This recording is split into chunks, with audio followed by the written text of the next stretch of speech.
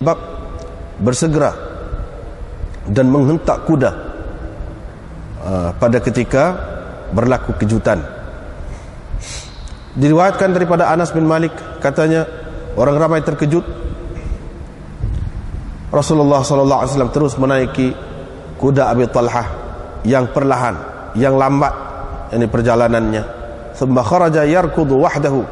Kemudian Rasulullah SAW keluar menghentak kuda itu seorang diri. Farakiban nas yarkuduna khalfahu.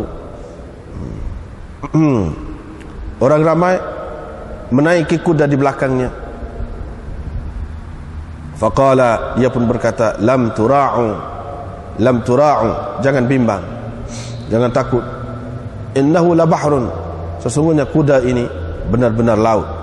Qala, kata perawi yakni Anas, fama subiqa ba'da dhalika al-yawm, selepas hari itu kuda itu tidak dapat ditandingi lagi. Selepas hari itu kuda itu tidak lagi boleh dilintasi oleh kuda-kuda lain. Babul khuruj fil faza' wahdahu, ini bab keluar dalam kejutan seorang diri.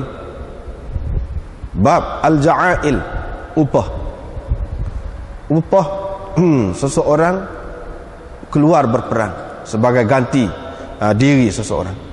Wal humlan, dan kenderaan fi sabilillah, kenderaan untuk kenderaan di jalan Allah. Mujahid berkata, saya berkata kepada Ibnu Umar, al-ghazwa, perang. Qala, kata Ibnu Umar, saya mahu menolong engkau dengan sedikit harta saya. Qultu, saya berkata, kata Mujahid, qad wasa'allahu alayya, Allah telah meluaskan rezeki kepada saya. Qala inna ghinaka laka, Ibnu Umar berkata, kekayaanmu itu adalah hakmu. Saya mahu supaya sebahagian dari harta saya ini berada ataupun diletakkan pada jalan ini.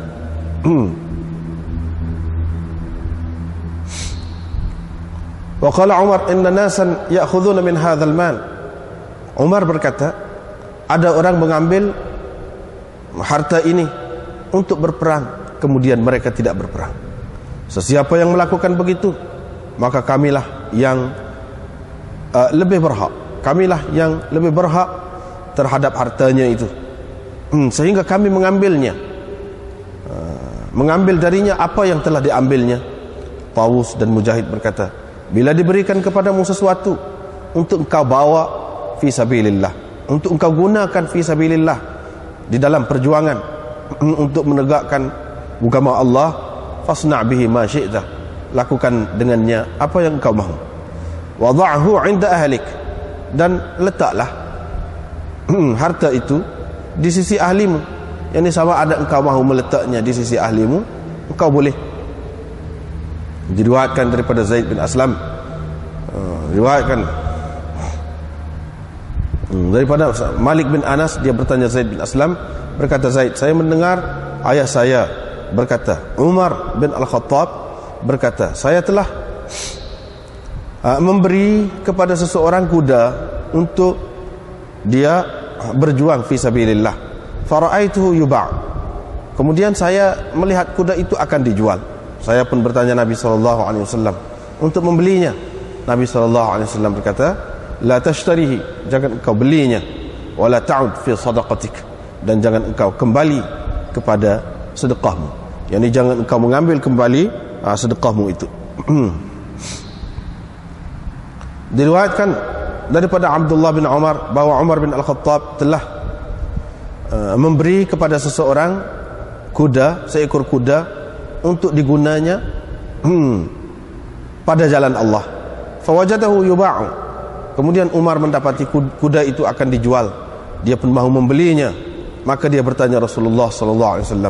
Rasulullah SAW pun berkata, la tabta'hu, jangan engkau beli kuda itu, wala ta'ud fi sadaqatik, dan jangan engkau kembali kepada sedekahmu. Diriwayatkan daripada Abi Hurairah, katanya Rasulullah SAW bersabda, kalau tidak kerana aku takut akan menyusahkan umatku, tentu aku tidak ketinggalan dari mengikuti mana-mana pasukan perang. Tetapi saya tidak mendapati kenderaan. Tidak mendapati kenderaan.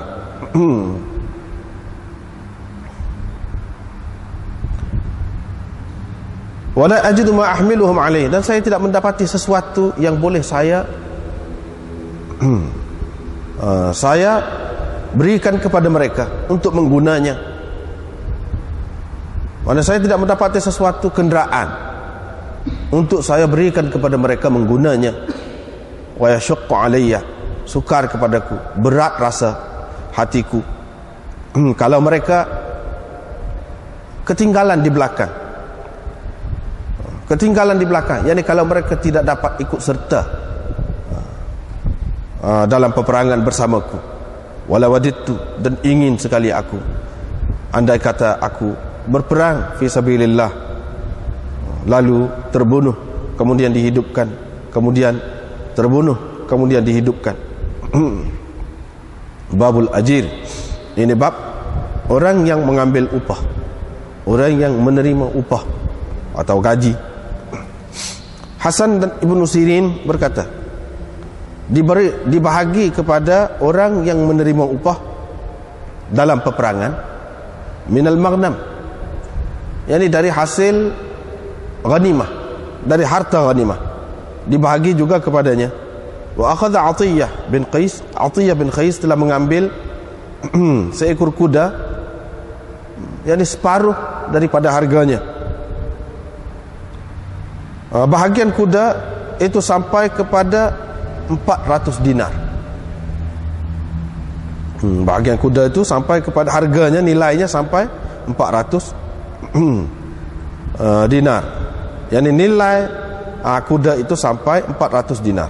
Dia mengambil 200 dan dia memberikan kepada sahabatnya 200. Diriwayatkan daripada Atha, daripada Safwan bin Ya'la, daripada ayahnya, katanya, saya berperang bersama Rasulullah sallallahu alaihi wasallam. Yani saya ikut berperang Tabuk. Saya ikuti peperangan Tabuk. Boleh juga tu. Fa hamaltu ala Bakrin, saya pun memberikan kepada seseorang unta muda untuk dinaikinya. Fa huwa awthaqu a'mali. Unta itu adalah, ataupun pemberian itu adalah amalan dari amalanku yang paling aku harapkan. Mana dalam hatiku itu, maknanya harta itu ataupun unta itu adalah yang paling aku harapkan kepada Allah SWT daripada amalan-amalanku. Fastajartu ajiran, selepas itu aku mengupah seseorang. Fastajartu ajiran, aku mengupah seseorang, yakni untuk pergi berperang. Faqatala rajulan, orang itu telah berkelahi dengan satu orang. Salah seorang daripada yang berkelahi itu menggigit yang seorang lagi. Fantaza'a yadahu min fi, orang yang digigit itu mencabut tangannya dari mulut orang yang menggigit. Dia menarik tangannya. Wa naza'a thaniyatahu, dan dengan menarik itu dia telah membuatkan gigi yang menggigit itu tercabut. Maka orang yang digigit itu pergi kepada Nabi SAW, tetapi Nabi SAW mensia-siakan, tidak mengenakan apa-apa bayaran kepadanya.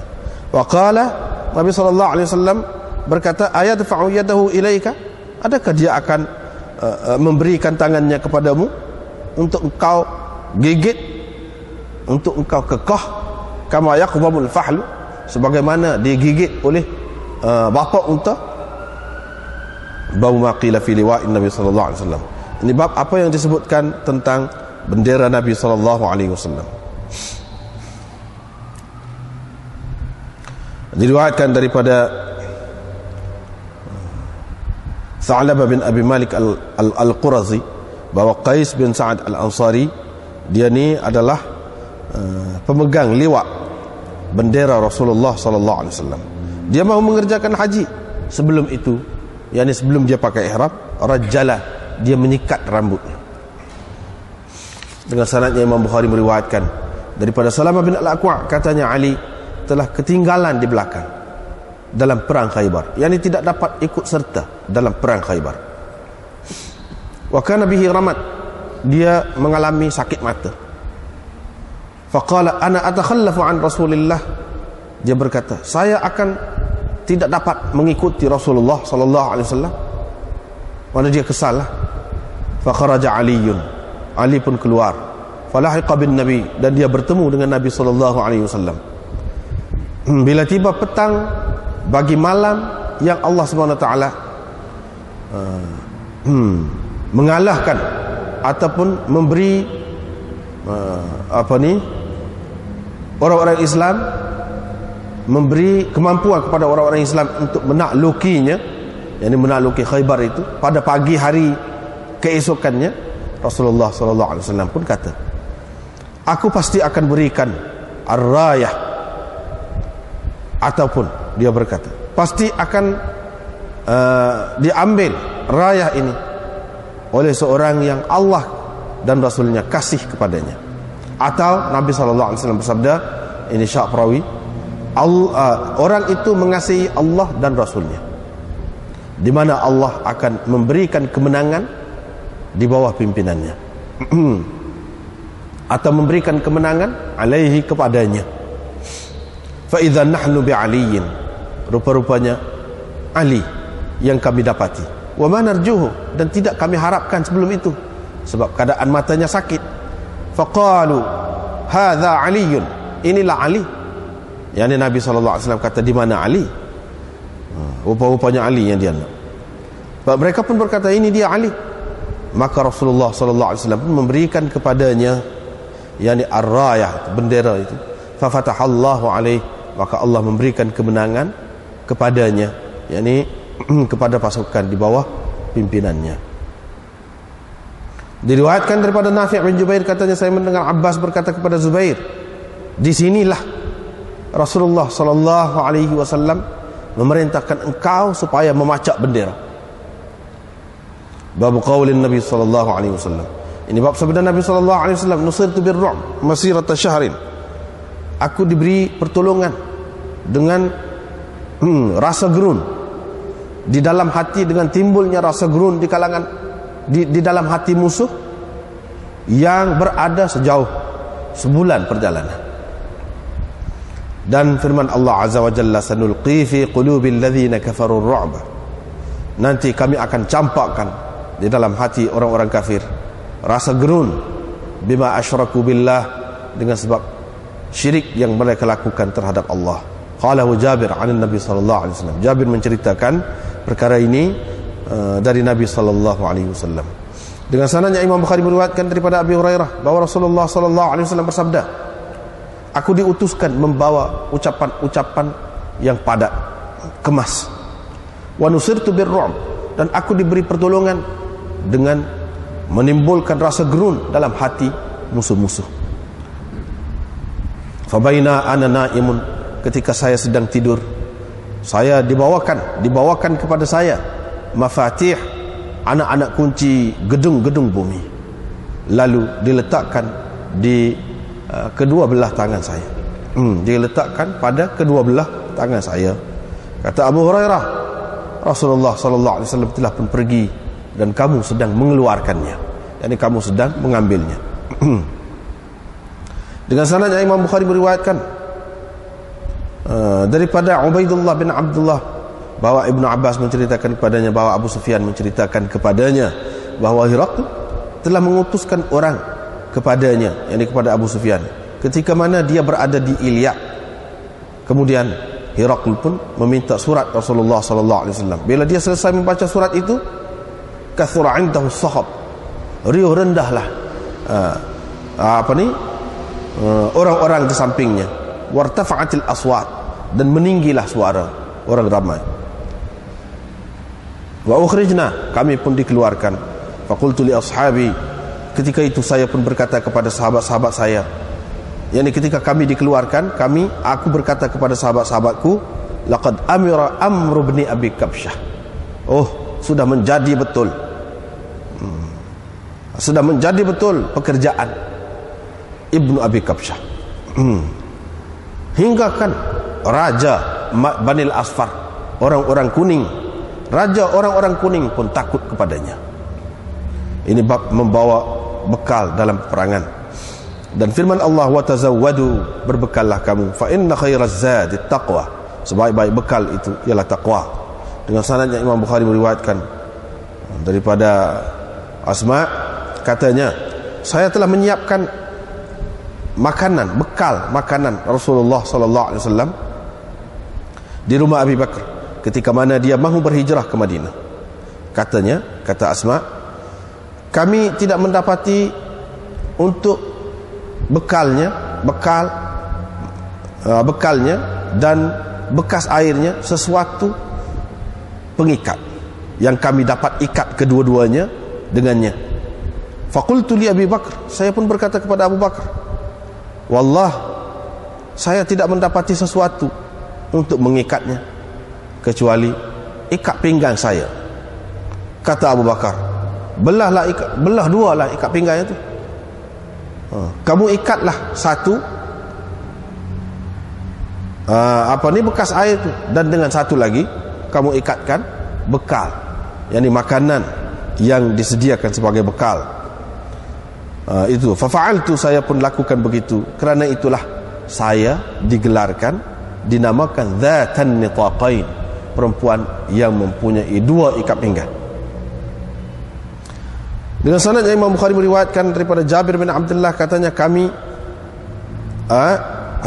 berbekalkan daging-daging kurban, binatang kurban di zaman Nabi SAW untuk pergi ke Madinah. Diriwayatkan daripada Suwaid bin An-Nu'man bahawa dia keluar bersama Nabi SAW pada tahun Khaybar, hingga mereka berada di Sahba. Sahba itu wahia min Khaybar wahia adna Khaybar, dari jalan Khaybar, tak jauh dari Khaybar. Fasallau al-asra, mereka pun bersembahyang asar. Nabi SAW pun meminta makanan, tetapi tidak dibawa kepada Nabi SAW kecuali sawi. Kami falukna, maka kami mengunyahnya. Fa'akalna, memakannya, dan kami meminum air. Thumma qaman, kemudian Nabi SAW bangun, dia berkumur, kami pun berkumur, dan kami bersembahyang. Dengan sanadnya Imam Bukhari meriwayatkan daripada Salamah, katanya bekal orang ramai telah pun sedikit, wa amlaku, dan mereka telah kehabisan makanan. Mereka pun datang kepada Nabi SAW untuk bertanya tentang menyembelih unta mereka. Ini untuk bertanyakan, untuk menyatakan, untuk minta izin dari Nabi SAW untuk menyembelih unta mereka. Fa'adhina lahum, Nabi SAW pun benarkan kepada mereka. Umar, selepas itu Umar bertemu dengan mereka tadi. Mereka pun menceritakan kepadanya. Faqala, Umar pun berkata, ma baqa'ukum ba'da ibilikum, bagaimana kamu nak hidup selepas disembelih habis unta kamu? Umar pun pergi menemui Nabi SAW. Dia berkata, wahai Rasulullah, bagaimana mereka nak hidup selepas disembelih unta mereka? Rasulullah SAW pun mengatakan, isytiharkan kepada orang ramai supaya mereka bawakan lebihan bekal mereka. Maka Nabi SAW pun mendoakan, meminta berkat untuk makanan itu. Kemudian da'ahum bi'aw'iyatihim, Rasulullah SAW memanggil mereka membawa bekas masing-masing. Fahtathan nas hatta faraghu, orang-orang sahabat-sahabat pun menceboklah makanan itu sehingga selesai masing-masing. Kemudian Rasulullah SAW pun mengucapkan, asyhadu an la ilaha illallah wa anni Rasulullah, dan bahawasanya aku adalah pesuruh Allah. Ini bab memikul bekal ala riqab, di atas belakang, di atas riqab, batang leher ataupun pundak kita. Diriwayatkan daripada Jabir bin Abdullah, katanya kami keluar, kami seramai 300 orang, membawa bekal di atas belakang kami. Fafani yazaduna, selepas itu bekal kami kehabisan, sehingga masing-masing dari kami memakan pada tiap-tiap hari hanya sebiji tamar.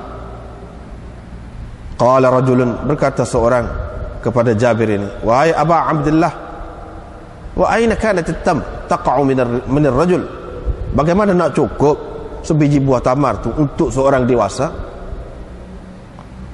Qala, kata Jabir, memang kami mendapati, kami merasakan kehilangan sebiji buah tamar itu pada ketika kami kehabisannya,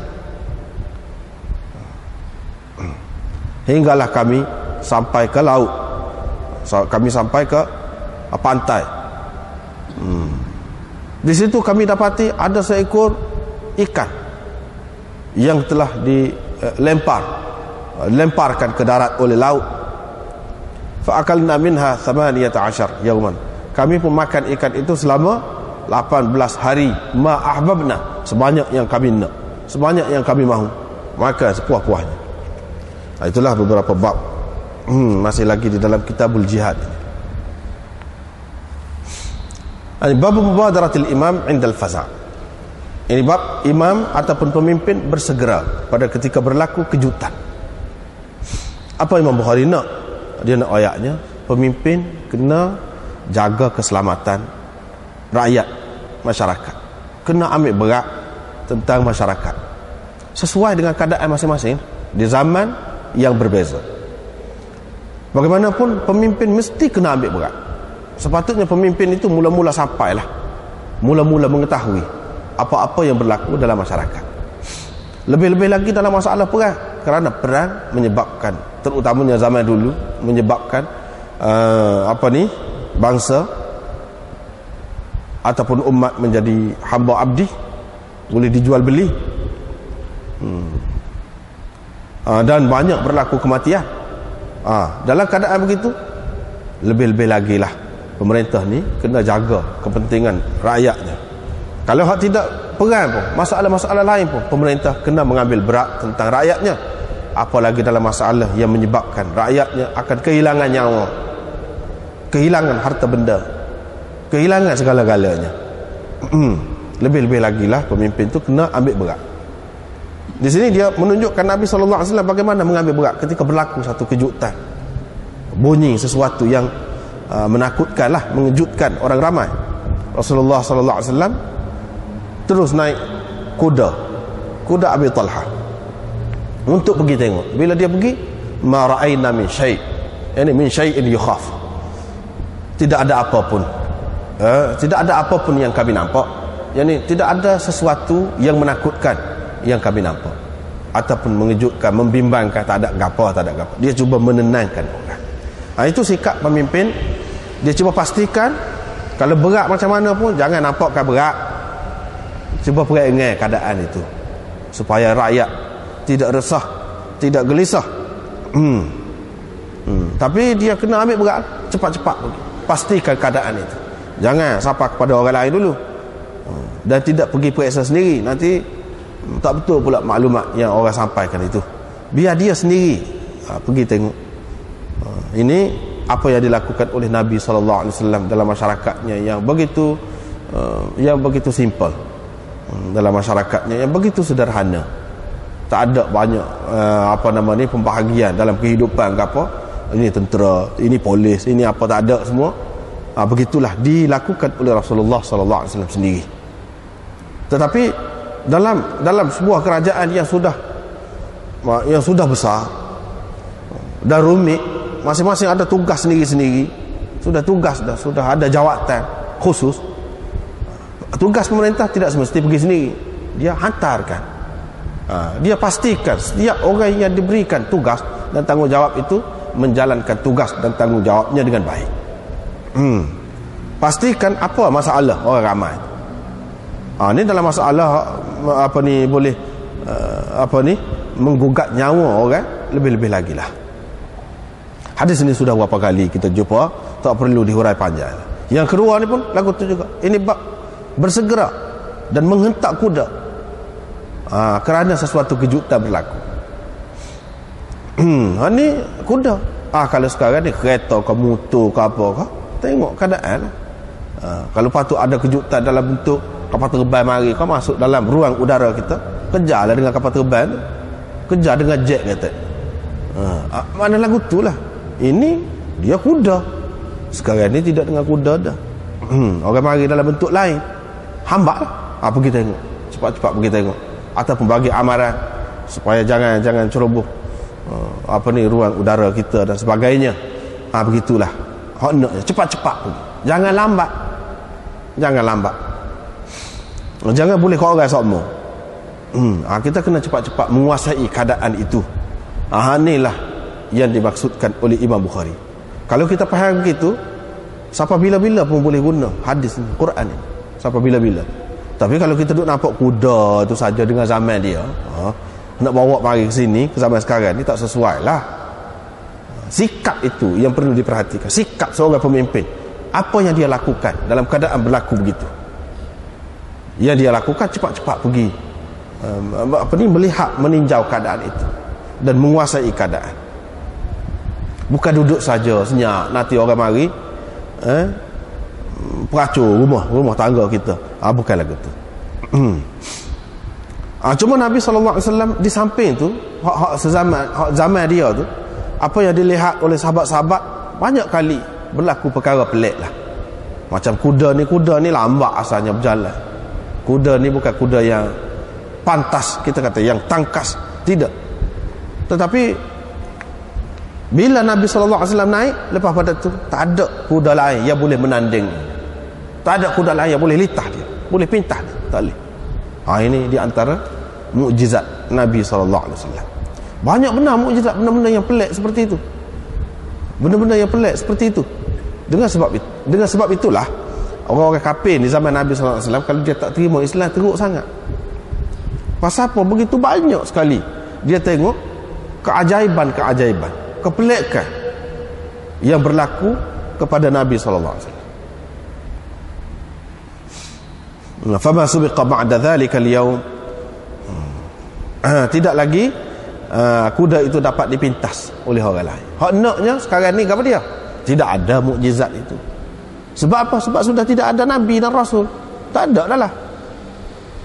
Yang masih ada apa dia? Kebijaksanaan, kepintaran berfikir pemimpin itu. Mana kita berkehendakkan, kita memerlukan pemimpin yang cepat. Benda asalnya berjalan lambat, boleh berubah jadi cepat. Asalnya mundur, berubah jadi maju. Hak Tuhan nak kepada pemimpin lagu tu. Umat Islam memerlukan kepada pemimpin yang begitu. Dengan kebijaksanaan, dengan kepintaran, Allah SWT boleh bagi juga. Boleh bagi. Tidak nanti mukjizat.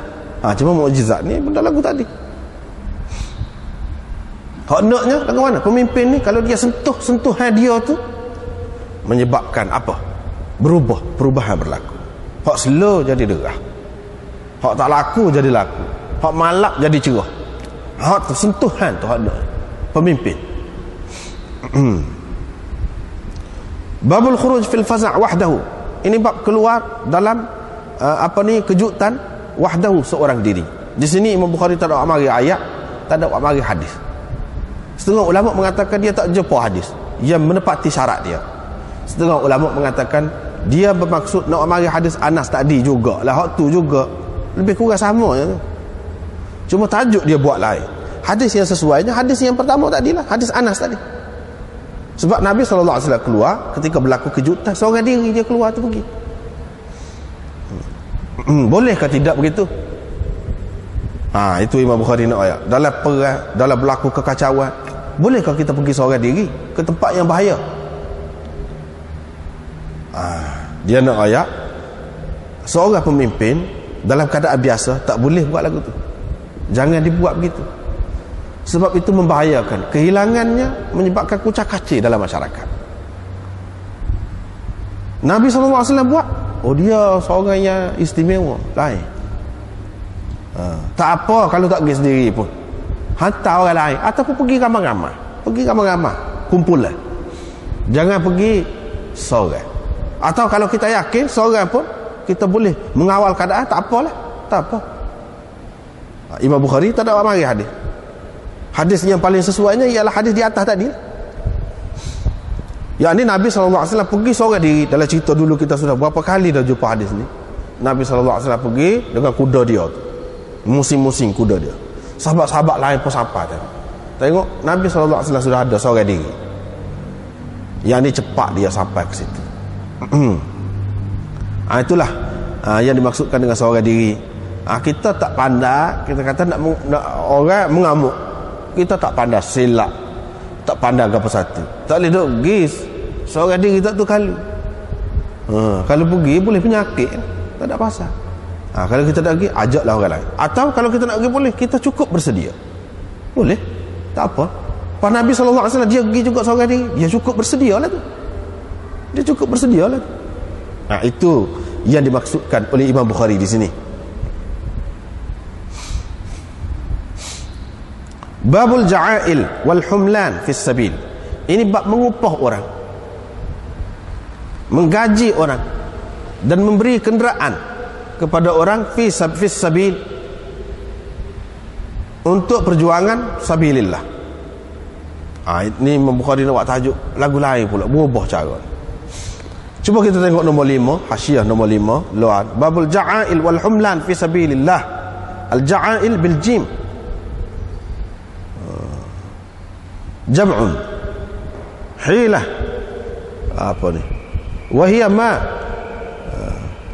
yaj'aluhu al-qa'id min al-ujrah liman yaghzu anhu. Itu makna ja'ail. Sesuatu yang diberikan, sesuatu yang diberikan oleh berupa upah, sesuatu berupa upah yang diberikan oleh seseorang yang tidak pergi berperang kepada orang lain sebagai wakil kepadanya, mewakilinya, untuk mewakilinya. Yang ni satu orang dia tak pergi perang, tapi dia hantar orang lain sebagai mewakili dia, bui pitih pula, bui apa-apa, boleh ke tidak dalam perang ni buat lagu tu? Wal humlan, dan ini bab memberikan kenderaan fis sabil, yakni fi sabilillah, untuk perjuangan agama Allah, menegakkan agama Allah. Mujahid berkata, saya berkata kepada Ibnu Umar, al-ghazwa, perang, yakni saya nak keluar perang ni. Dia ringkas, dia bercakap dengan ringkas itu, perang katanya. Qala, kata Ibnu Umar, saya nak tolong engkau dengan sedikit harta saya. Mujahid kata, saya senang dah, alhamdulillah, Allah SWT beri senang dah. Ibnu Umar kata, kekayaanmu itu adalah hakmu, tetapi aku nak sebahagian daripada hartaku ini diletakkan pada jalan kebajikan untuk berjual.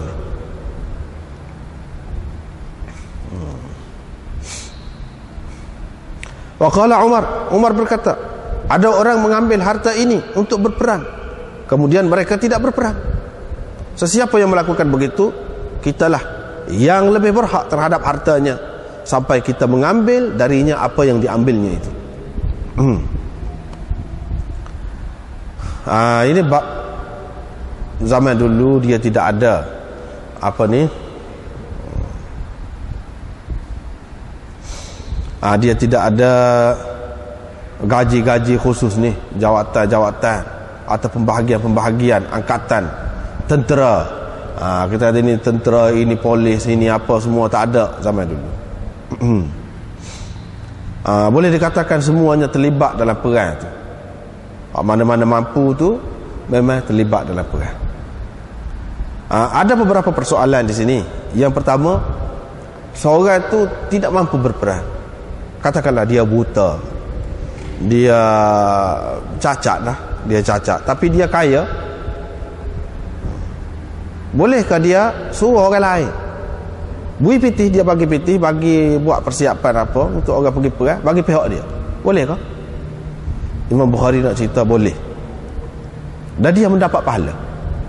Dan sepatutnya orang-orang yang tidak dapat pergi perang tu, dia kena menyumbang, kena buat sesuatu yang membantu orang yang keluar perang tu. Sepatutnya begitu. Sebab ini akan mendatangkan pahala kepadanya, seperti mana yang dilakukan oleh Ibnu Umar. mendatangkan pahala kepadanya. Dengan sebab itu janganlah dia berasa keberatan untuk menyumbangkan apa-apa. Jangan berasa keberatan. Hak ni semua ulama kata boleh, tak jadi masalah. Satu lagi, orang ni tak ada masalah apa-apa. Tak ada masalah apa-apa. Bukan dia cacat, bukan dia buta, bukan dia apalah, sakit ke, uzur, tua sangat ke, tak ada masalah. Tetapi dia tak pergi perang. Kerana ada tugas lain, dia nak buat benda lain. Boleh ke tidak? Dia lantik orang lain bagi pihak dia. Allah SWT terima kalau lagu tu? Boleh. Ini yang kedua. Boleh juga. Katakanlah dia mengaji, dia nak mengaji dalam keadaan bukan terpaksa semua orang terlibat lah perang. Nak pergi perang tu bukan dalam keadaan fardu kifayah, bukan dalam keadaan fardu ain. Pak terdesak benar. Boleh ke dia gitu? Boleh. Kalau dia menyumbangkan dengan cara tadi, dia dapat pahala juga. Dia dapat pahala juga. Ini bentuk yang kedua. Bentuk yang ketiga, iaitu seorang tu tak ada apa-apa, tapi dia tak segi perang. Dia nak beri sekian-sekian banyak duit kepada orang lain untuk pergi perang. Boleh ke tidak? Dia dapat pahala ke tidak? Dengan arti dalam zaman sekarang, dalam dunia sekarang ni, kalau kita kata orang tu sudah setengah-setengah negara, diwajibkan dia masuk tentera, kena pergi perang, dia tak segi. Kerajaan kata boleh, tak segi, tapi kamu kena bayar sebanyak sekian-sekian. Boleh ke tidak? Hak tu bergantung kepada pihak kerajaan untuk menilainya. Orang ni patut ke tidak, boleh ke tidak diterima, atau tidak boleh diterima, hak ni bergantung kepada kerajaan. Boleh jadi kerajaan Islam pun pada ketika-ketika tertentu memerlukan kita panggil kerahan tenaga, memerlukan begitu. Dan dalam keadaan tu boleh dia dikecualikan orang-orang tertentu. Apalagi kalau dia kerajaan boleh buat syarat bayar sekian-sekian banyak. Apa daripada duit itu dia boleh buat kebajikan untuk tentera-tentera, untuk askar-askar. Kalau dia ikhlas, ada hal dia sendiri, dia ikhlas, adakah tidak dikira pahala juga tu? Walaupun kita nak kata sama dengan orang pergi perang tu, tidaklah, tapi tak dapat kan juga? InsyaAllah dapat juga. Sedikit sebanyak tu dapat juga. Itu yang ketiga. Yang keempat, orang ni memang tak segi perang, tak segi ke mana-mana. Tak segi. Dia tak ada apa-apa masalah, tak segi bayar, tak segi buat apa satu. Sedangkan dia termasuk di antara orang yang kena pergi perang lah. Lagu mana? Ini berdosa orang lagu ni, tak boleh. Tak boleh tak pergi. Yang kelima, iaitu orang kafir. Orang kafir, ia tidak ikut dalam pasukan tentera. Dalam sebuah negara Islam, bila dia bayar jizyah, tidak wajib kepada orang bukan Islam untuk ikut serta dalam tentera, pergi perang ke apa, tak mesti. Berarti puak-puak orang kafir zimmi ni, kalau nak kira dari segi nyawa mereka terselamat, tidak terancam. Walau bagaimanapun dia bagi ja'ail. Ja'ail di sini boleh kita artikan dengan jizyah untuk mereka ini, golongan yang kelima. Boleh juga buat macam tu. Dan kerajaan Islam telah pun buat begitu zaman dahulu. Orang-orang kafir tidak terlibat dalam perang. Tidak terlibat dalam perang. Dia hanya duduk berniaga, duduk senang, biasa. Tapi kalau orang kafir, dia nak jadi askar, katakanlah, dia nak masuk dalam tentera, adakah dia kena bayar jizyah lagi? Itu khilaf ulama. Tetapi kebanyakan ulama mengatakan tak dah, jizyah tu kerana sebagai ja'ail bagi pihak mereka untuk membiayai tentera-tentera yang pergi perang bagi pihak dia, untuk menjaga keselamatan dia, untuk menjaga keselamatan negara. Bila dia jadi tentera, dia terima jadi tentera, tak payah, tak perlu bayar adalah jizyah tu. Jizyah tu sebagai hak tu, untuk membiayai orang-orang yang pergi perang. Itu 5 bentuk. 5 bentuk. Wal humlan, humlan mana kenderaan yang akan diberikan kepada orang yang nak keluar berjuang.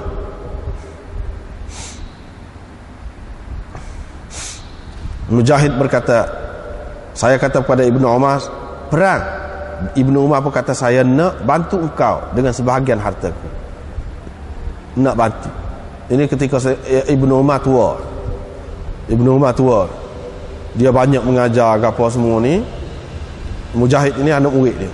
Nak pergi keluar perang, dia nak bantu. Bantu dengan cara macam tu adalah cara yang paling baik. Sepatutnya orang Islam bersikap begitu. Jangan tengok saja orang pergi. Jangan tengok saja. Bahkan kena bantulah. Jangan tengok saja. Hak tu hak perang. Perang dalam dunia sekarang ni banyak macam. Perang dengan senjata itu pun satu hal juga. Dan hak tu tidak boleh dibuat dengan secara persendirian. Jadi salah pula. Fah menimbulkan macam-macam fitnah. Dalam bentuk lain ialah peperangan ideologi, orang panggil peperangan fikrah. Dalam bentuk buku, dalam bentuk gapo sekarang ni, orang-orang serang Islam, orang-orang mengelirukan umat Islam sendiri pun keliru, tak faham tentang agama. Tiba-tiba ada orang nak buat buku, katakanlah nak buat buku, itu pun satu bentuk juga tu perjuangan. Jangan tengok sajalah maksudnya. Kena bantu, kena sokong orang nak buat benda molek tu, benda perjuangan itu untuk menegakkan agama Allah juga, fi sabilillah juga tu begitu. Kalau kita nak nanti perang hak sebenar tu, tak tahu bila boleh jadi mati kita dulu. Tengoklah apa yang sesuai. Hak ni fi sabilillah tu luas. Kemuncaknya memanglah kemuncaknya perang tu, hak mati tu. Tetapi nak sebelum sampai situ tu macam-macam lagi bentuknya yang boleh kita mengambil kesempatan untuk memberikan sumbangan. Jangan tengok saja. Bukan senang. Nak cari buku-buku ni pun kadang-kadang bukan senang.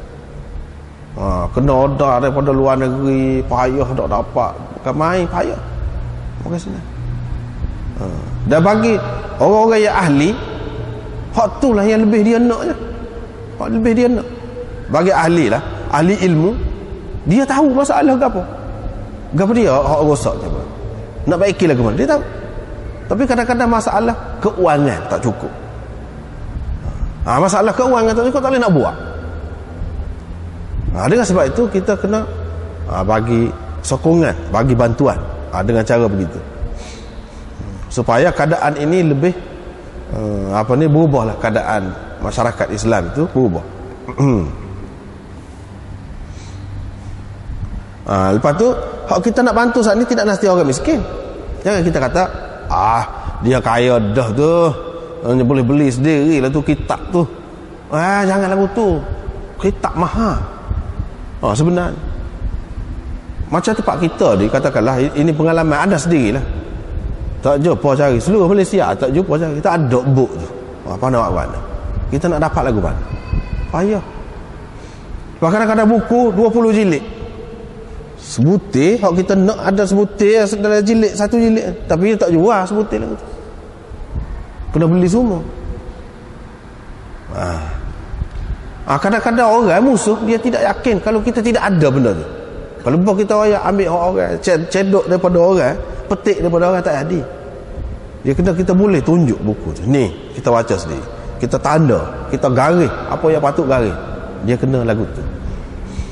Pas nak dapat tu bukan senang. Bukan senang. Kadang-kadang hak dapat tu susah. Kalau dapat pun kadang-kadang ada pun tidak ada ahli dia pakar. Tak jadi juga. Ada saja, sebab saja. Itulah benda yang perlu kita perhati. Jangan kita kata dia kaya. Tidak, hak ni bukan untuk dia makan. Ni dia kata saya Allah SWT bagi keluasan dah, lega dah saya. Kaya mu tu hak mu, hak tu hak ni aku bagikan. Boleh kat aku juga. Gitu. Kalau dia nak pergi perang, bagi sumbangan, boleh juga. Supaya juga buku tadi, buku tadi boleh juga ke dia. Hak kaya tu suku. Jangan orang kita ni kadang-kadang dia nilai atas rumah, atas kereta, dia tidak nampak dah kerja yang lebih besar lagi. Ia tidak terikat dengan hak tu. Tidak terikat dengan hak tu. Lebih luas lagi daripada itu. Dia tak nampak.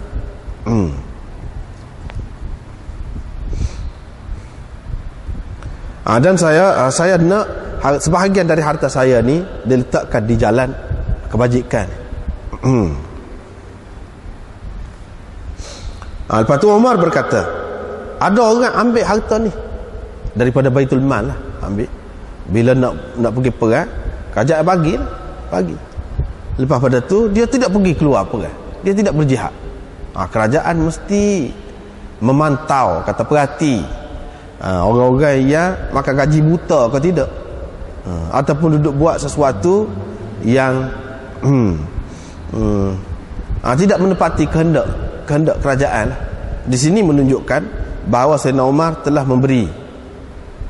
memberi sebagai upah ataupun gaji kepada tentera-tentera untuk pergi perang. Yalah ke dia pergi perang, tengok dia buat kerja ke tidak, dia ikuti latihan ke tidak, cek belakang. Jangan jadi makan gaji buta. Dan boleh diberikan kepada tentera-tentera tu gaji. Di zaman Sayyidina Umar sudah mula dibahagikan, walaupun zaman Nabi SAW tak ada lagi dibagi gaji yang seperti itu ataupun habuan kepada tentera-tentera. Tapi di zaman Sayyidina Umar sudah mula dibahagikan. Dan bagi lagu ni tidak salah mengikut Islam.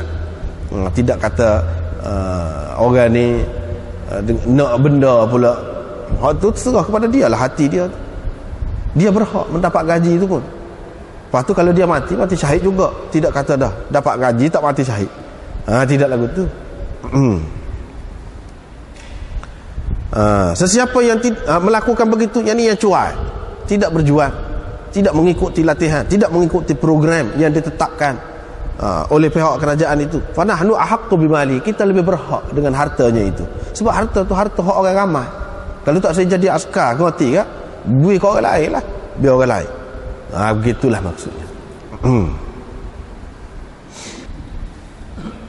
Di zaman Sayyidina Umar banyak perubahan yang dia buat. Bukan hak dari segi tentera ni saja, dari segi tanah orang ramai ni. Hak ni bukan dengan tentera, berkait dengan orang ramai.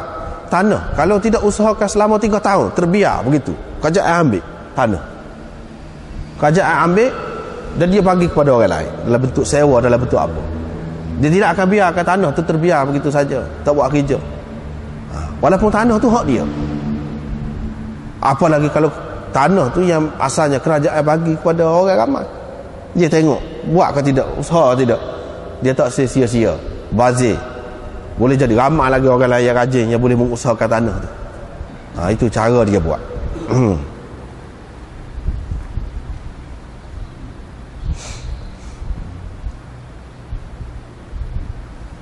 Tawus dan Mujahid berkata, bila diberikan kepadamu sesuatu, takhruju bihi fi sabilillah, untuk engkau bawa keluar fi sabilillah, boleh engkau buat. Nak buat apa boleh. Yang ni kalau orang kata gaji kita jadi askar ni, memanglah maksud asal askar tu untuk perang. Bukan. Maksud asal askar tu untuk perang lah. Bukan perang semua. Tak tahu kadang-kadang askar tu muda sampai ketua mati dengan gitu, tak ada perang sekali rabuk. Bahawa orang beri gaji itu seseorang beri gaji untuk dia perang, dia tak perang. Dia bukan makan untuk dia, untuk anak dia, untuk bini dia. Bolehkah? Halal ke tidak cara lagu tu? Boleh. Bila diberikan kepada engkau, walaupun asalnya untuk fisabilillah, engkau boleh gunakan masyikta, apa yang engkau mahu, dan engkau boleh beri kepada isteri, kepada anak, kepada apa kau boleh berlaku. Itu menjadi satu sumber yang halal. Satu sumber yang halal. Bukan kata beri untuk perang, tak boleh kena guna dalam perjalanan untuk perang lah. Selain daripada tu tak boleh. Dan untuk dia saja, muka dia saja nak pergi perang. Dia ada tanggungjawab dia, ada anak bini. Kena ambil kira. Kena ambil kira. Di sini disebutkan boleh. Sudah halal. Bila halal kepada engkau, diberikan kepada engkau sebagai habuan, sebagai gaji, sebagai upah, pandai-pandai kita lah. Kita nak bawa pergi ke, atau kita nak tinggal di rumah ke, ikutlah. Nak simpan ke untuk masa depan anak-anak kita, ikut kita lah. Sudah jadi hak kita, sudah halal. Lepas tu diriwayatkan Zaid bin Aslam berkata, saya mendengar ayahku Aslam berkata, Umar bin Al-Khattab berkata, saya telah memberikan kepada seseorang kuda. Hamaltu tu mana saya telah menanggungkan, saya telah menaikkan seseorang ke atas kuda. Yang ni bui kuda lah untuk dia buat kebajikan, bui kuda untuk dia buat fi sabilillah. Bui kuda pada dia asalnya untuk fi sabilillah. Lepas tu kuda tu nak dijual di kedai, nak dijual.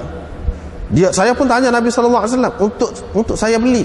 Dia kata jangan beli, jangan kembali mengambil sedekah. Kalau sedekah mu tu terseduk soal lah, mu asalnya nak buat apa dia, ikut dia lah. Dah bui dah, Tuhan kira dah pahala.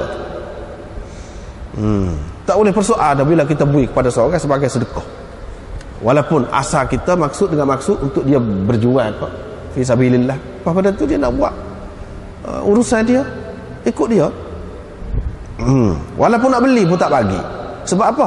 Kalau nak beli, boleh jadi orang tu dia akan berasa, orang kata apa, malu Allah. Sebab orang ni bui kita dengan percuma, patakah kita nak jual mahal pula ke dia. Sedangkan dia memerlukan banyak duit tu. Dia memerlukan banyak, dia memerlukan 1,000, buatan kita dia jual 500. Itu supaya ambil balik sedekah. Tak molek lah ambil balik sedekah. Setengah ulama mengatakan haram. Sebab apa? Nabi SAW membandingkan orang yang mengambil balik sedekah dia tu seperti anjing yang menjilat muntahnya. Hina sangat perbuatan seperti itu. Tapi hak ni bukan nak ambil balik dengan percuma, ni nak beli. Nak beli pun tak dia. Orang tu dia pasal dia malu Allah, boleh jadi dia akan jual dengan harga yang murah. Tak boleh juga. Bila kita bagi kepada seseorang, bagi sepenuhnya. Walaupun niat kita asal untuk ni. Patut ikut dia lah. Dia lebih tahu tentang keadaan dirinya.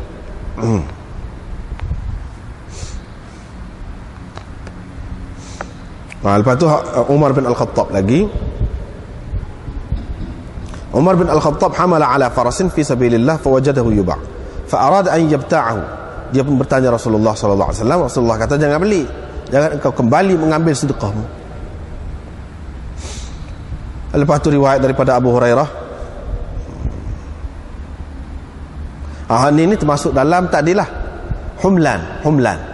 Adalah tajuk babul ja'i wal humlan, yang ini menyiapkan kenderaan untuk orang pergi perang. Boleh, dan itu mendatangkan pahala dan ganjaran yang besar. Seorang itu akan dapat ganjaran yang besar kerana perbuatan dia seperti itu. Walaupun orang itu tak pergi perang pun, akhirnya dia buat benda lain, tak apa, Allah SWT tahu niat kita. Lepas tu dia mari hadis Nabi SAW bersabda, kalau tidak aku takut akan menyusahkan umatku, aku tidak akan ketinggalan dari mengikuti mana-mana pasukan tentera. Aku berasa nak pergi, setiap kali pasukan tentera tu keluar pergi perang, aku nak pergi juga. Tetapi kalau aku buat begitu, yang ramai-ramai ni akan berasa perang ni wajib, dalam semua keadaan tak boleh tak pergi. Nabi SAW tak pernah tak pergi perang, pergi sama. Satu. Yang kedua, bukan persiapan perang tu cukup sentiasa. Tak cukup. Bila tak cukup, nak suruh orang pergi semua ni tak boleh. Kalau kita bawa juga pergi dengan tangan kosong, itu mendedahkan mereka kepada bahaya. Bukan cara begitu pihak kerajaan nak jaga rakyat dia. Bukan cara begitu. Kalau dia nak suruh perang pun, biarlah terdidik dengan baik, terasuh dengan baik, mendapat latihan yang secukupnya. Alat-alat senjata tu ada. Jangan pergi dengan begitu saja, pergi dengan berjada gitu kata, sajalah, membahayakan diri, mendedahkan diri kepada bahaya. Dengan sebab itu tak boleh, tak cukup.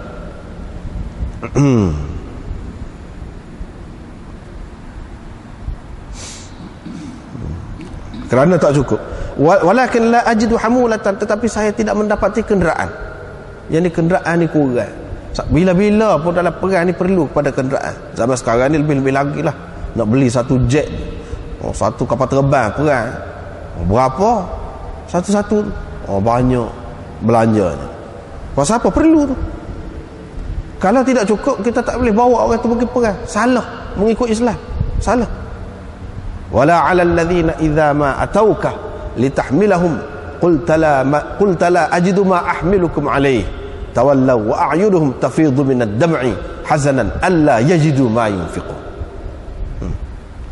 Orang-orang yang mari kepada engkau supaya engkau berikan kenderaan kepada mereka untuk buat perang,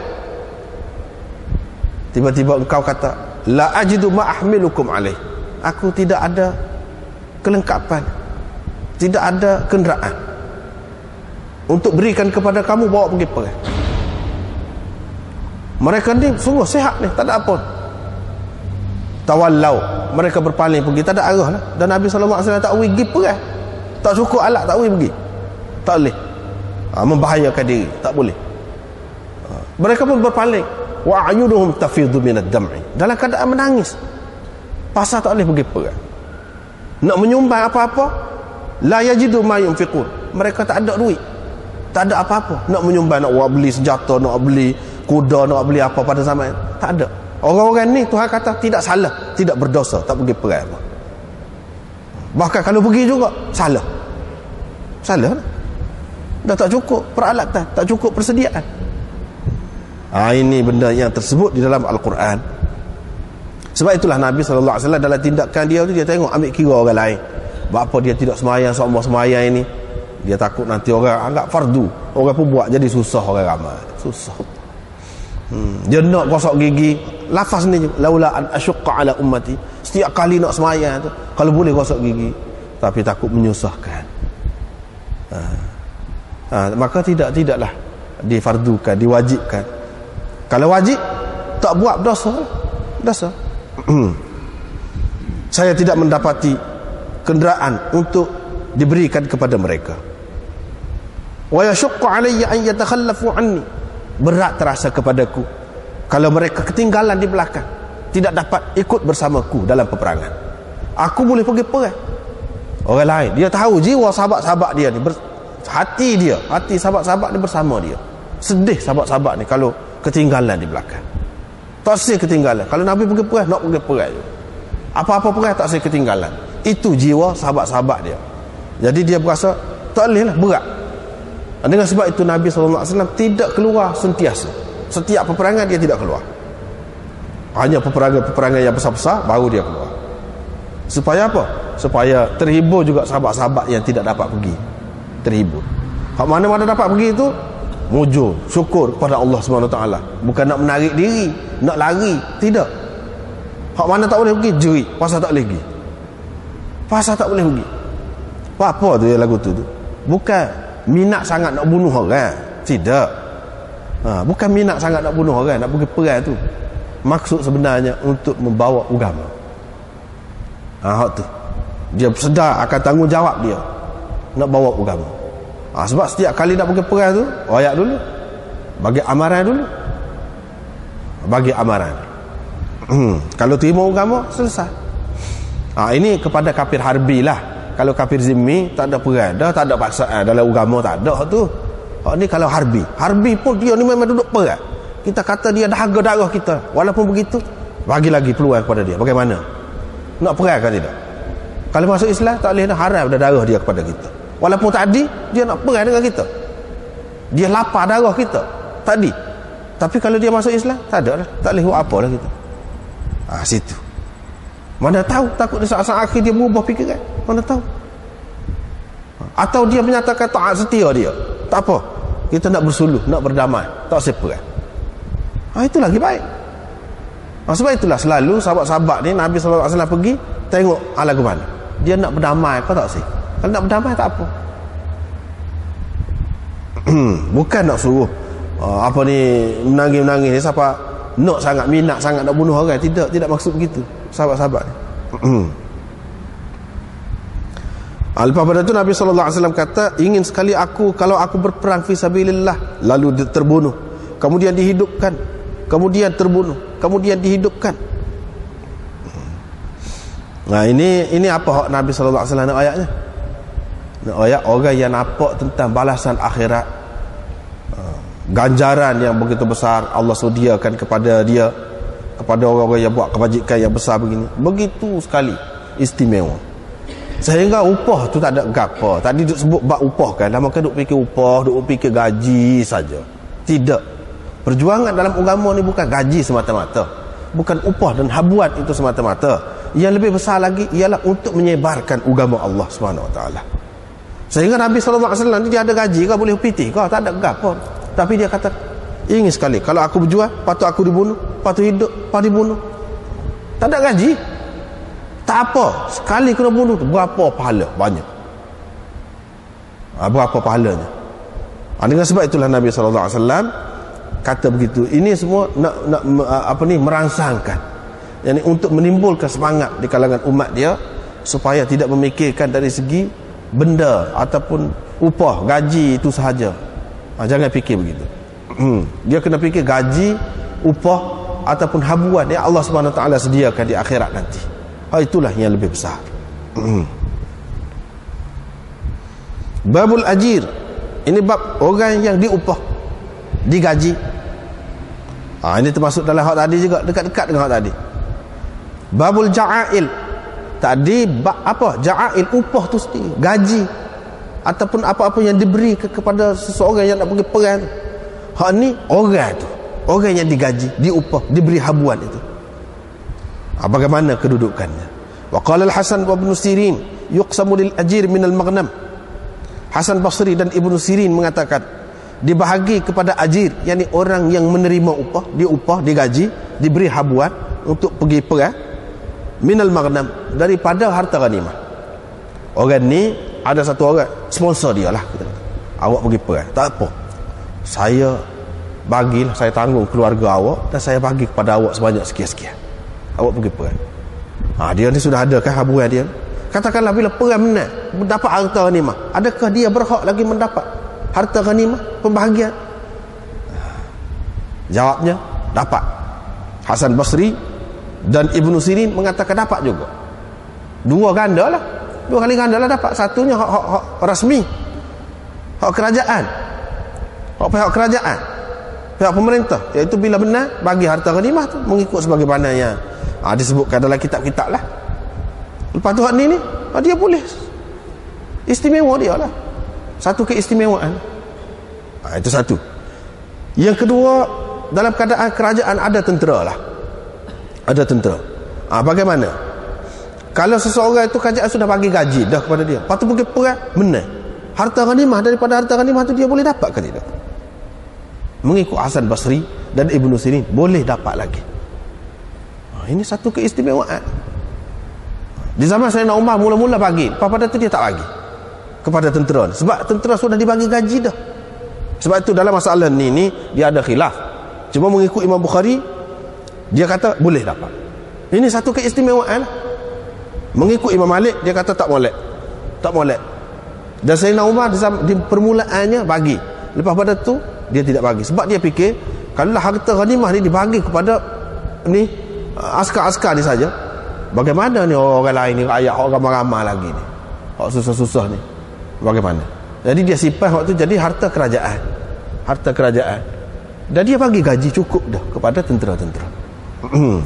Tetapi ini terserah kepada pihak kerajaan lah untuk memikirkannya mana yang lebih sesuai.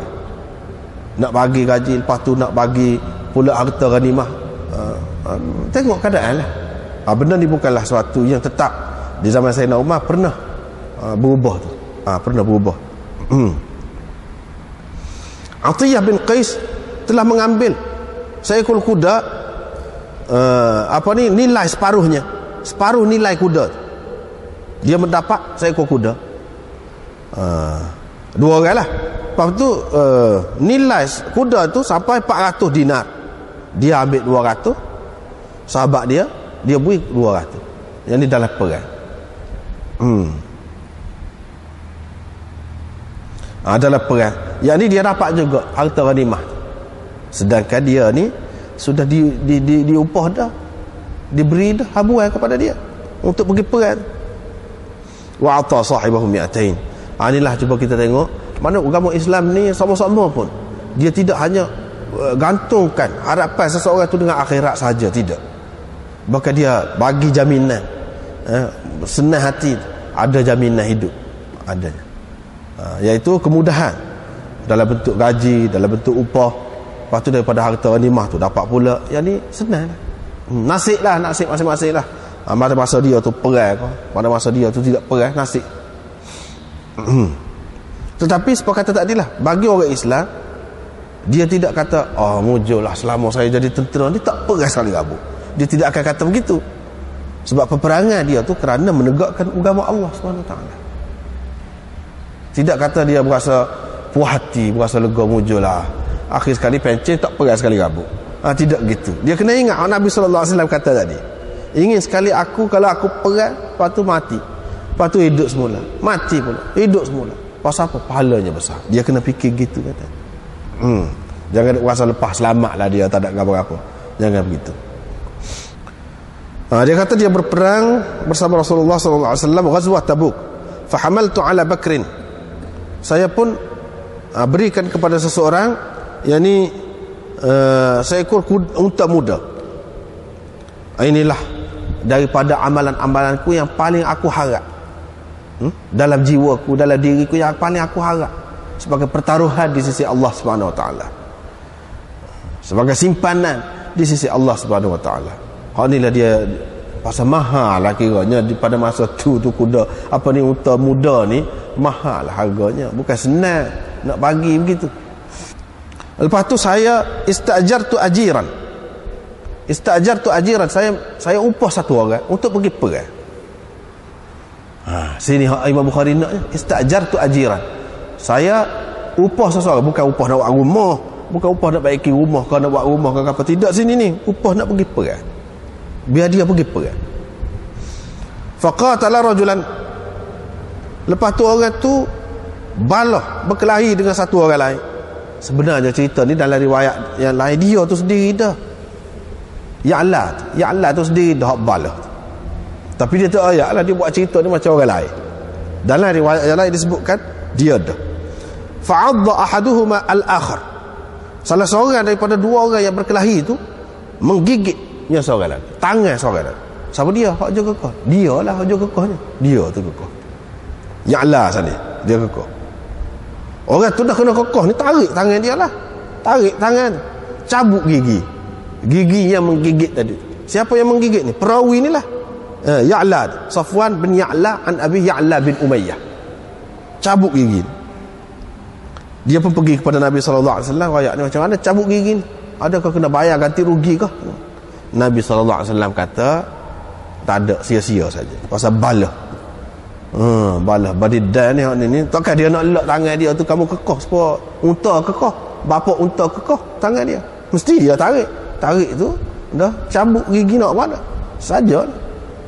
Hak ni semua cerita ni Imam Bukhari tidak nak. Hak dia naknya tadi fastajartu ajiran, situ nak ayatnya boleh upah seseorang ni pergi perang. Pak kerajaan boleh upah juga. Upah tu orang panggil gaji, supaya lah habuai ke apa ke, daripada orang perseorangan, daripada kerajaan boleh upah tadi. Apa orang yang apa ni, orang yang diberi upah tu orang panggil ajir. Kita panggil apa ni, makan gaji lah, orang makan gaji, pegawai kerajaan kau gapo kau. Sini dalam masalah ni, masalah tentera ni, tapi dia menerima gaji daripada orang tertentu. Di zaman awal dulu tidak adalah khusus kerajaan bagi, tidak, cuma dalam bentuk masing-masing. Orang ni bagi sumbangan, orang ni bagi sumbangan, orang ni pilih orang ni untuk pergi perang. Dia tak boleh pergi pasal dia lemah kau, dia apa kau, dia bagilah sumbangan. Itu di zaman awal. Zaman kemudian lagi ada tentera secara khusus, dan tentera itu diberi gaji.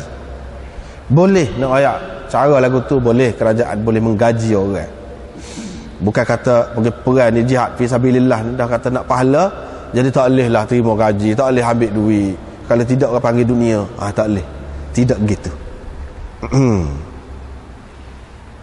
Apa yang dilakukan oleh sahabat-sahabat dulu, dia terima juga untuk menyara hidupnya tu. Bahwa qila fi liwa'in Nabi sallallahu alaihi wasallam. Ini bab apa yang dikatakan tentang bendera Nabi sallallahu alaihi wasallam. Ni Qais bin Sa'ad Al-Ansari, dia ni salah seorang pemegang bendera dalam peperangan di kalangan sahabat Ansar. Hak tu hak Imam Bukhari naknya. Liwa' Nabi sallallahu alaihi wasallam bagi liwa' kepada liwa' yang dibendera kepada sahabat ni kepada beberapa orang sahabat. Pasukan ni ni bendera dipegang oleh orang ni, pasukan ni dipegang oleh orang ni. Di antara yang memegang benderanya ialah Qais bin Sa'ad Al-Ansari. Dia nak buat haji, yang dia pakai ihram haji. Sebelum tu dia sikat rambut. Ni tidak maksud. Ni cerita tu, dalam cerita dia tu panjang. Jadi ada tersebut lah. Hak nak sebenarnya Imam Bukhari naknya, dia ni Qais bin Sa'ad Al-Ansari adalah salah seorang pemegang bendera. Yakni Nabi SAW dalam peperangan dia ada bendera. Dia ada pegang bendera. Ni pasukan ni dia ada bendera sendiri. Ini semua untuk mendisiplinkan tentera lah. Ni pasukan dia duduk sini, kepala dia, ketua dia, ni duduk sini. Buat peraturan yang seperti itu tidaklah bercanggah dengan Islam. Nabi SAW sendiri pun telah buat qadar dia di zaman dia tu. Begitu juga pakaian ni, tentera ni pakaian dia lagu ni, tentera ni pula pakaian dia lagu ni, hak ni pula pakaian lagu ni. Tak salah itu, nak buat begitu tak salah. Nabi SAW telah membuatkan sesuatu yang membezakan di antara satu pasukan dengan pasukan yang lain. Diriwayatkan daripada Salamah bin Al-Aqwa', katanya Nabi SAW ketinggalan dari mengikuti Nabi SAW dalam Khaybar. Sebab Khaybar ni seperti yang kita sudah sebut dah dulu, banyak bentengnya yang perlu ditawan tu. Jadi Sayyidina Ali sudah ketinggalan, ada hak lain-lain, boleh ke orang lain. Tinggal hak akhir.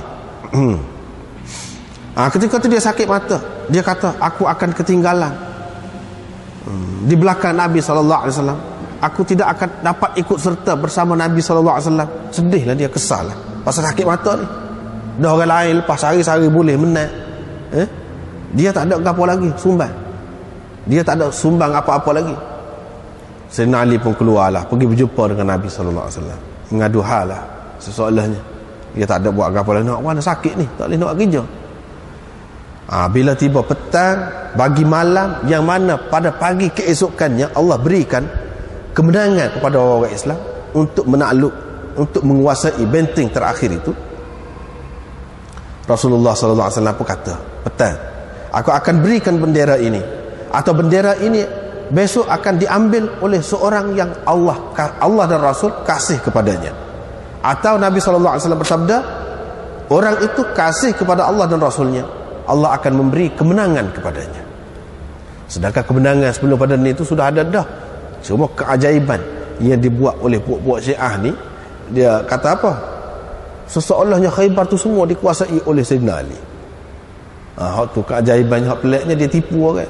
Tak timbul dah nama sahabat-sahabat yang lain yang menguasai satu demi satu benteng-benteng lain. Hak ni dalam riwayat ni cuba kita tengok Sayyidina Ali kesal pasal dia tak boleh ikut serta Nabi SAW dalam peperangan-peperangan yang lepas. Dia naklah kiranya bagi sumbangan tu. Apa dia dapat lah ni? Dia dapat. Supaya adik yang nak sebut bawah ni lah, cucu-cucu Nabi tu tinggalnya Hasan dan Husain saja yang diketahui oleh orang-orang ahli sunnah. Kena tipu ke dia habis. Sebab sejarah tu banyak disusun oleh puak-puak dia, pas sejarah kita ada ulama-ulama tak cara, dia tak ambil berat dalam hadis. Ni hadis suku dia kira, dia kira begitu. Itu satu kesilapan lah sebenarnya. Sepatutnya maknanya kita merujuk kepada hadis dan kepada sirah yang tidak bercanggah dengan hadis, yang tidak bercanggah dengan Quran. Allah akan kasih kepada Allah dan Rasulnya, Allah akan memberi kemenangan kepadanya. Dia akan benar. Rupa-rupanya kami dapati Ali, yang disebutkan itu ialah Ali. Kami tidak mengharapkannya. Sebab apa? Sebab dia sakit mata. Bukan kami tidak mengharapkannya tu dia bukan pahlawan kan? Tak, memang dia pahlawan, dia seorang yang hebat, tapi dah dalam keadaan sakit mata gitu nak lagu mana nak kerja. Jadi sahabat-sahabat tak nampak dia lah. Tiba-tiba Nabi SAW sebut dia tu, Mereka pun kata ini Ali. Lepas tu adalah riwayat yang lain disebutkan Nabi SAW sembuh air liur dia dalam mata tu. Lomorkan air liur dia tu dalam mata tu, jadi sihat, sembuh, hilang sakit mata tu, dan dia pergi perang. Fa fatahallahu alaihi, Allah memberi kemenangan kepadanya. Di sini ada ayatnya, la u'tiyanna rayatah, aku akan berikan bendera kepada seorang. Apabila diberi bendera, makna dia tu sebagai kepala lah. Sebagai kepala. Lepas tu bukan dia seorang saja, perang ramai lagi orang lain di bawah dia, di bawah pimpinan dia. Ini ayatnya Nabi SAW ada bendera dia. Dalam peperangan dia bagi kepada orang ni pegang bendera. Asal lagi riwayat daripada Nafi' bin Jubair, dia mendengar Abbas berkata kepada Zubair, di sinilah Nabi SAW memerintah engkau supaya engkau pacak bendera. Sini suruh pacak bendera. Sini dia nak ayat satu perkara lain. Bendera ni benda besar. Bendera ni adalah marwah. Bendera ni adalah lambang, lambang kebesaran, keagungan kita. Tak boleh main-main. Tak boleh kita hinakannya. Tak boleh. Tak boleh kita mudah-mudah buat ikut suka hati. Nak pacak-pacak situ, tak boleh. Dia dengan perintah ketua. Ketua suruh pacak situ, tanda kemenangan kita, kita boleh pacak situ. Kalau naik gunung Himalaya, situ pacak situ. Bukan pacak banyak tempat boleh pacaknya. Tak say kira kemenangan ni pecah rekod kah, misalnya kita kata lebih tinggi pada atas tu, situ. Bukan bawah tu orang pacak dah situ. Misalnya dia kena ikut perintah begitu. Tak boleh nak pacak tak betul kalau. Ini menunjukkan bahawa disiplinnya cukup kuat di kalangan sahabat-sahabat Nabi SAW. Dalam tentera bila-bila pun sampai sekarang ni lagilah banyak peraturan itu, disiplinnya lagilah ketat disiplinnya. Di zaman Nabi SAW sudah ada anjuran-anjuran yang seumpama itu, yang mana kalau kita turut dan kita buat lagi, tambah lagi disiplin-disiplin yang lain, tidak salah, tidak menjadi halangan untuk menjaga askar-askar tu biar terkawal. Askar-askar babu qaulin Nabi sallallahu alaihi wasallam, nusirtu birru'bi masirata syahrin, nusirtu birru'bi masirata syahrin. Sekatulah. Wallahu a'lam.